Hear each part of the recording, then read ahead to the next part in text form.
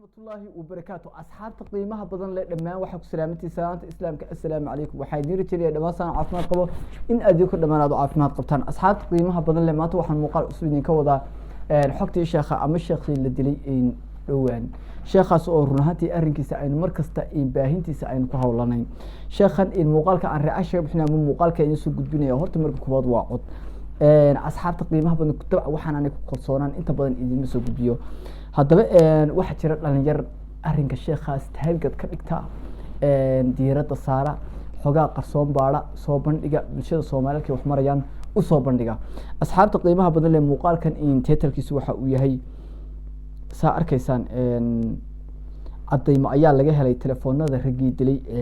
sheekha raggaas waxaa raggaa dhawaan idin soo bandhigay muuqaalka dhexdiisa insha allah waan ku dhex sheegi doonaa bal asxaabta qiimaha badan horta ugu horreyn waxaan dhegeysanaa codka waxaan aad kaaga doonaya muuqaalka inaad like garayso channelka subscribe saarto commentigan waxay reegaga aad ku reebto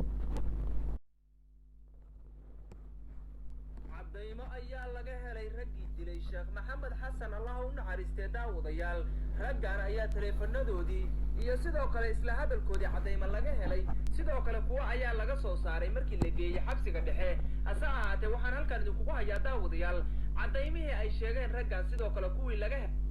horta asxaabta qiimaha badan leh muuqaalka anaan tusilaa muuqaalka horta markood waa cod marka labaad waxay tahay horta sheekhan dadka qaaran ogeyn baa jira sheekhu waa sheekh lagu dilay maraykan khaasatan columbus ohio sheekhan raggii dilay in badan aduu muddo 3 bilood ayaa la la'aa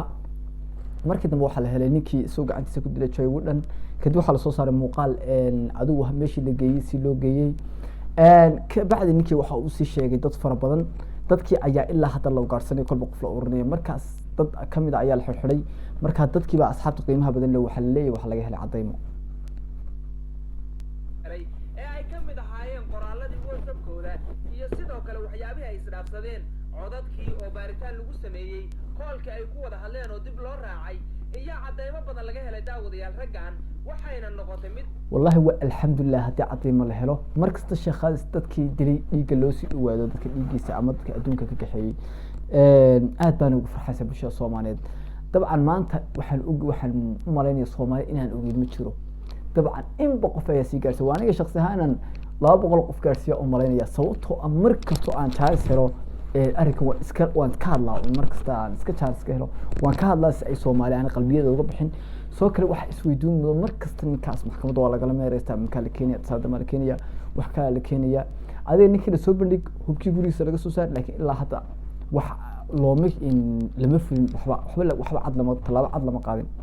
ay ku fashilmeen oo ay ku fashifeen halkaasna waxaa ka caddaatay ducadii ay soo ducaynaysay ummadda soomaaliyeed ahayd inuu ilaahay fashilo oo kashifo kuwii dilay sheekh maxamed xasan in hal mar ilaahay ceebeeyo arrintaasoo haatan rumowday daawadayaal waxaana laga helay raggan cadaymo dheeraada kuwo aan loo malaynayn iyo sidoo kale kuwo loo malaynayeyba waxyaabo badan oo u qarsoonaa ayaa sidoo kale daawadayaal bannaanka laga keenay raggan oo ahaa 4 nin 2 nin oo 3 nin oo Soomaaliya iyo 1 nin oo madow ah ayaa daawadayaal shalay waxaa gartay dambigii 3 nin oo midkii madow ah iyo 2 Soomaaliya hase ahaatee baaritaan xalay lagu sameeyey sidoo kalena isla markiiba lagu waday baaritaanka ayay waxyaabo badan ku cadaysteen sidoo kale teleefanadoodii dib loo raacay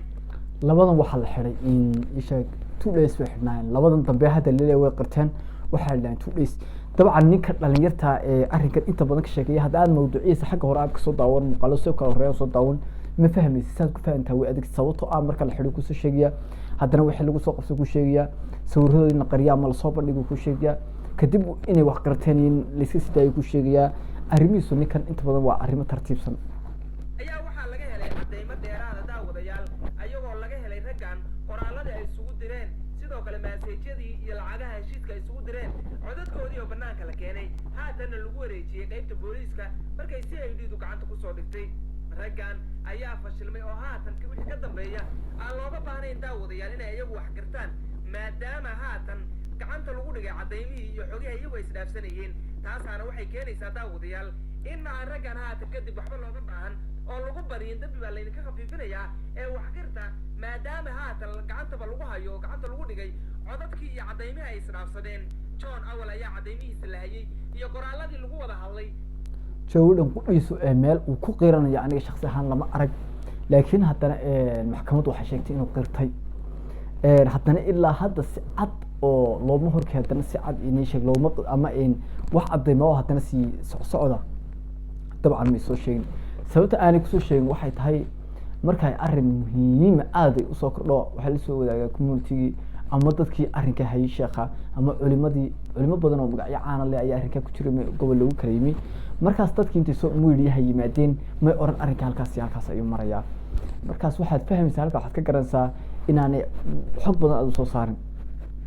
asaga ayaana fududeeyeyba in la helo hase ahaatee raggan baaritaan dheeraada lagu sameeyey nimanka soomaalida ayaa lagu ogaaday cadaynihii whatsappka ay isku dhaafsadeen qoraaladii iyo hadalladii maadaama taas aan ognahay in ay booliisku heli karaan ama laamaha saydidu ay heli karaan wax walban kool ku wada hadalay qof waddan walba oo aad joogtidna taa u awoodo sidoo kale qoraalada a whatsappka isku dhaafsateen haddaad lidgaraysid ayaa dib loo heli karaa maadaama ayagu waa laan CID oo waddanka ka talisa ayaga ayayna hoos imaanayeen shirkadahaas oo dhan hadhowna wax walba oo dib oo dalka u imaada ayaga ayaa laga tixraacaya halkaas ayaana laga helayaa tan ayaa fududaysay in la helo shirkadda whatsapp sidoo kale cadaymahaas banaanka la keeno sidoo kale koolkii iyo waxa ay ku wada hadleen shirkadii nabarada isticmaalayeen ay banaanka keento markay CID-da daba galeen sidoo kale raggan haatan wixii ka dambeeyaba ay yihiin niman fashilan oo fashirmay waxyaabihii laga helay oo aad loola argagaxay daawadayaal sidoo kalena lala yaabo waxyaalo lala yaabaya ayay boolisku qariyeen waxayna sheegeen inay bulshada iyo familka iyo communitygaba la wadaagayaan iyo sidoo kale dalada masaajida ee Columbus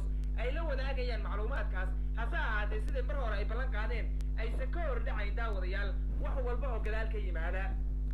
asxaabta qiimaha badan dabcan ninkan hadal wuu soo dhameeyey markasta aniga shakhsi ahaan waxaan iska jeclahay sii sheergaraynta barnaamijyadan iyo hadalhaynta baraha bulshada iyo si aanay qalbiyada dadka uga bixin sheekhaas xaqdarada lagu dilay dabcan dee sheekhaas markasta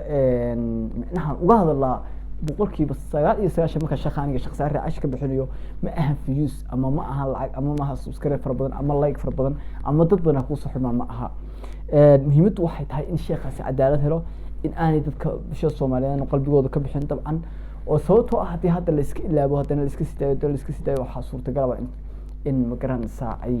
noqoto wax iska normal iska noqoto dilka bulshada Soomaaliyeed ama hadalrada Soomaaliyeed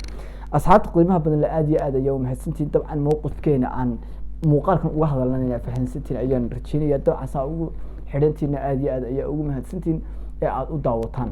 asxaabta qiimaha badan muuqaalkayga intaas ay soo gabagabeynaya